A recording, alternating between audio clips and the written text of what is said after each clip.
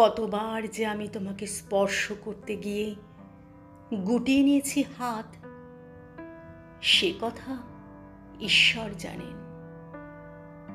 তোমাকে ভালোবাসার কথা বলতে গিয়েও কতবার যে আমি সে কথা বলিনি, সে কথা আমার ঈশ্বর জানেন। তোমার হাতের মৃদু কড়া নাড়ার শব্দ শুনে জেগে উঠবার জন্য দরজার সঙ্গে চুম্বকের মতো আমি গেঁথে রেখেছিলাম আমার কর্ণযুগল। তুমি এসে আমাকে ডেকে বলবে, এই ওঠো, আমি এসেছি, আমি। আর আমি একে শুনলাম।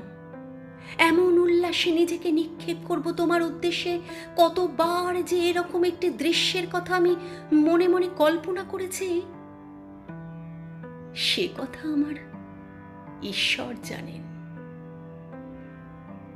আমার চুল পেকেছে তোমার জন্য, আমার গায়ে জ্বর এসেছে তোমার জন্য। আমার ঈশ্বর জানেন আমার মৃত্যু হবে তোমার জন্য। তারপর অনেক দিন পর একদিন তুমিও জানবে আমি জন্মেছিলাম তোমার জন্য, শুধু তোমার জন্য।